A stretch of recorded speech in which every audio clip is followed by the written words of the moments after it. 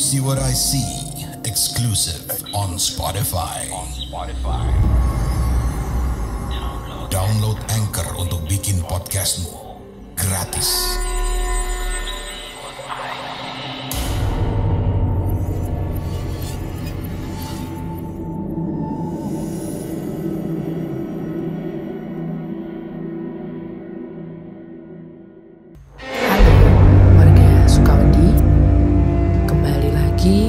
Bersama saya, Riu. Part 1 kemarin penampakan atau sosok itu mulai menunjukkan eksistensinya. Untuk yang part 2 ini menurutku adalah part yang lebih mencekam karena sosok itu mulai berani menampakkan diri. Dibanding teman-temannya lain, saya termasuk gadis yang malas untuk melakukan aktivitas memasak. Namun, kebiasaan teman-teman yang rajin memasak akhirnya nular juga ke saya. Beberapa kali saya belajar masak bareng teman-teman. Akhirnya, saya bisa meracik sendiri masakan saya. Selesai pulang sekolah, saya berniat ingin memasak nasi goreng telur kesukaan saya. Seluruh bahan masakan sudah saya siapkan dan saya siap masak. Sendirian di dapur posisinya. Teman-teman yang lain ada yang lagi di kamar, ada juga yang masih di teras. Dan di meja dapur ada deretan kompor-kompor yang berjejer rapi menyamping. Kompor saya di tengah kompor lainnya, tepat di ujung sudut dapur, ada kamar mandi yang sering digunakan untuk sehari-hari. Bentuk dapurnya ini kan memanjang dengan lebar yang tidak terlalu luas, hanya sekitar 3 meter. Saya pun mencampur bumbu dan nasi di dalam kuali dengan minyak yang telah panas. Saat itu saya hanya sendirian di dapur, namun saya merasakan ada yang hilir mudik berjalan di belakang saya. Seperti mondar-mandir dan menuju ke kamar mandi. Padahal jarak badan saya ke dinding itu cuma muat buat satu orang aja yang lewat. Karena memang dapurnya sempit. Jadi siapa lagi yang mondar-mandir di belakang? Kalau nggak penghuni kos itu. Saya sekali menoleh ke belakang. Ya jelas, hanya terlihat dinding saja. Saya juga ngelirik ke kamar mandi, pintunya masih tertutup. Gak ada kegiatan apapun. Sebenarnya saya sadar, saya merasa sendirian di dapur, tapi kadang saya ingin mastiin lagi ya, kali aja ada teman yang usil. Karena aroma masakan yang begitu menggoda, akhirnya keempat teman saya, Vera, Ipat, Diah, dan Elma, menyusul ke dapur. Mereka berdiri berbaris di samping saya sambil menunggu nasi goreng buatan saya kelar. Kayaknya enak nih makan bareng, ujar dia. Iya nih, aku mau juga ya nyicip masakan kamu, sekali-kali gitu, sambung Ipat. Rayuan teman-teman itu membuat saya langsung menoleh ke teman-teman. Namun alangkah kagetnya saya, yang berbaris di samping saya itu bukan 4 orang. Tapi 5 orang. Saya nggak tahu siapa yang berdiri paling ujung. Tapi terlihat jelas itu cewek. Kayaknya seusia kami dan menggunakan pakaian yang biasa. Nggak terlalu kelihatan jelas wajahnya kayak gimana. Karena saya nggak berani menatapnya langsung. Saya kayak teman-teman lain. Dia juga mencondongkan kepalanya untuk melihat lebih jelas apa yang saya masak. Akhirnya saya buru-buru menyelesaikan masakan saya, langsung membawa ke depan.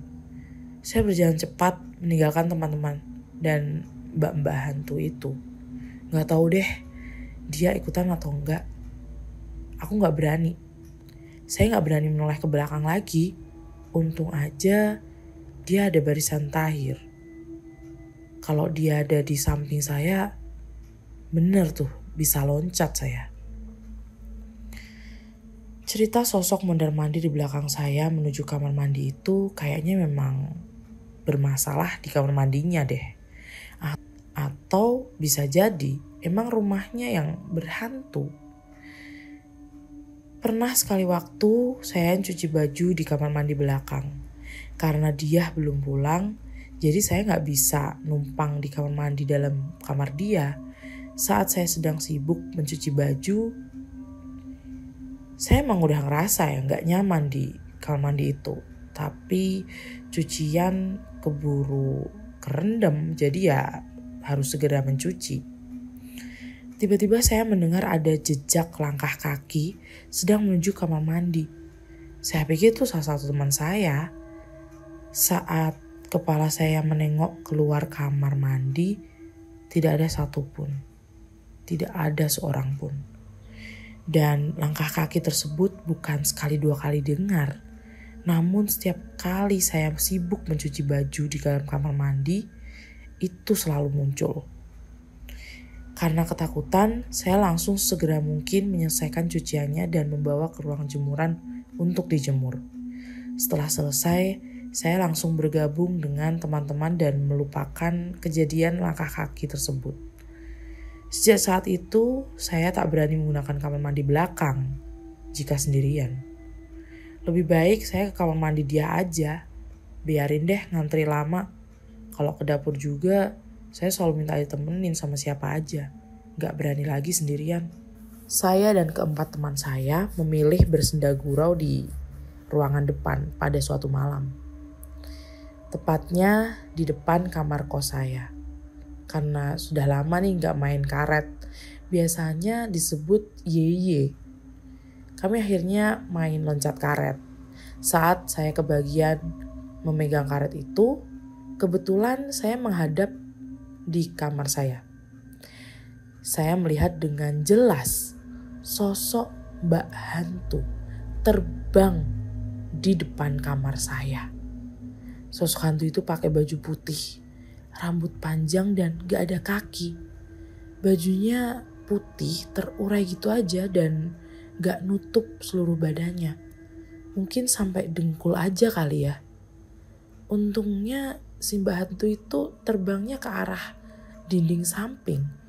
Coba kalau ke depan saya, bingung gak tuh mau teriak gimana, mau kabur kemana. Apalagi sama teman-teman kosan saya itu. Mereka jauh lebih takut daripada saya. Bahkan kalau saya ada cerita horor, mereka selalu bilang, jangan cerita-cerita lagi deh, cukup kamu aja yang tahu dan ngerasainnya, gak usah berbagi sama kami. Ya sejak saat itu, saya gak pernah cerita-cerita lagi. Banyaknya kejadian mistis yang saya alami di kos itu ternyata gak buat saya kapok tinggal di sana.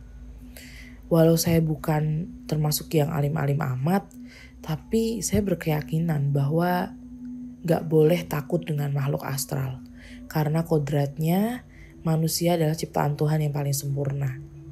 Semakin manusia takut dengan makhluk halus, semakin jadi mereka akan menakuti kita. Takutnya ke arah syirik, takut ke setan, bukan takut ke Tuhan. Tapi saya percaya bahwa ada dunia lain yang berbeda dengan dunia manusia. Karena ibu kos ingin menambah pendapatan dari uang kos, akhirnya saya digusur ke kamar Vera. Dalam satu kamar itu, kami harus berlima. Sedangkan kamar saya sebelumnya, yang cuma muat 2 orang, jadi menampung 4 orang dengan kasur yang bertingkat. Teman-teman agak kesel sih kalau sekamar dengan saya, karena barang saya tuh berantakan sesukanya. Apalagi kalau ada makanan. Saya sering ngembat makanan mereka suka hati. Tapi saya tipikal temen yang gak pelit, kalau ada aja kita berbagi sama-sama. Walau saya sudah gak tinggal di sana lagi, tapi saya penasaran dengan cerita yang pernah terjadi di sana. Meskipun cerita dari tetangga dan mantan anak kos di sana gak bisa itu membuktikan kebenaran. Tapi setidaknya saya bisa dapat informasi dari mereka. Kebanyakan cerita mereka sama. Ternyata ibu kos dan keluarganya bukan pemilik rumah gedong dan rumah kos itu. Mereka diamanatkan untuk menunggu dan mengelola rumah itu oleh si pemilik rumah. Sampai sekarang, saya nggak tahu siapa yang punya rumah itu. Yang jelas, rumah itu kayaknya udah lama dan memang punya orang lama. Dari cerita yang saya dapatkan, dulunya rumah itu pernah dihuni satu keluarga. Mereka punya beberapa anak. Salah satunya anak laki-laki yang sekitaran usianya 10 tahun. Suatu hari anak laki-laki itu menghilang entah kemana. Orang tua dan keluarga besar mereka berusaha mencari di mana keberadaan anak tercinta. Sampai ngelapor polisi juga untuk mengusut kasus ini. Seiring berjalannya waktu, sang anak tidak ditemukan. Kalaupun meninggal, tubuhnya juga nggak ditemukan. Sejak saat itulah, keluarga itu pindah dari sana. Nggak tahu deh, yang kehilangan anak itu memang yang punya rumah atau yang ngontrak di sana. Dari yang saya tanyakan di beberapa orang, mereka menceritakan hal yang sama. Setelah dengar cerita ini, memori saya langsung teringat saat saya melihat penampakan anak kecil yang duduk di kursi ruang depan. Saat saya lagi ngerjain tugas. Apa jangan-jangan anak itu? Wallahu alam. Ternyata gak cuma saya yang ngerasain, ada penghuni lain di kos itu. Anak kos yang baru juga pernah melihat penampakan itu. Tapi yang diceritain ke saya, dia ngelihatnya di teras kosan, bukan di dalam kosan. Sebut saja namanya Indah, anak kos baru itu. Indah menunggu teman-teman kampusnya untuk datang ke kosan. Kamar Indah di depan kamar yang paling besar. Di depan kamar langsung ke teras kos-kosan. Jendela kamarnya bening, jadi dia bisa melihat aktivitas di teras luar. Siang itu dia melihat dari dalam kamar kos. Kalau dua temannya bersama satu orang cewek lainnya yang dia tidak kenal sudah datang ke kos. Mereka menunggu di teras kosan karena memang mereka berniat mau keluar rumah. Indah pun bergegas keluar kos dan langsung menghampiri temannya. "Ran, kemana temanmu satunya lagi?" tanya Indah ke kedua temannya. "Teman yang mana, Ndah? Kan kita memang janjiannya berdua doang," ucap Rani. "Lah, tadi aku ngelihat dari dalam kamar, kalian bertiga datang. Satu lagi cewek pakai jilbab. Gak tahu siapa, aku gak kenal. Kirain temenmu juga." "Cewek berjilbab? Kita dari tadi berdua doang kok datangnya. Gak ada siapa-siapa selain kami," kata Wike. "Ah, gak mungkin. Aku ngeliatnya jelas kok. Kalian tadi berjalan bertiga barengan. Masa aku salah lihat? Jelas kok kalian bertiga, bukan berdua." "Ngawur kamu, Dah. Kita dari tadi berdua doang. Malah dari kampus tadi," sambung Rani. "Udah nih, Dah. Jangan buat kami takut. Yuk jalan. Daripada kamu ngomongnya ngawur mulu." Sejak saat itu, Indah gak berani sendirian di dalam kosan.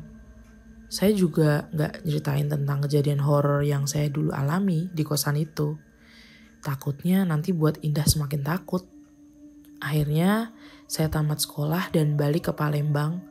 Beberapa kali saya juga sering ke Padang, tapi gak ada niatan untuk silaturahmi atau nengok ke ibu kos atau menyambangi kos angker itu.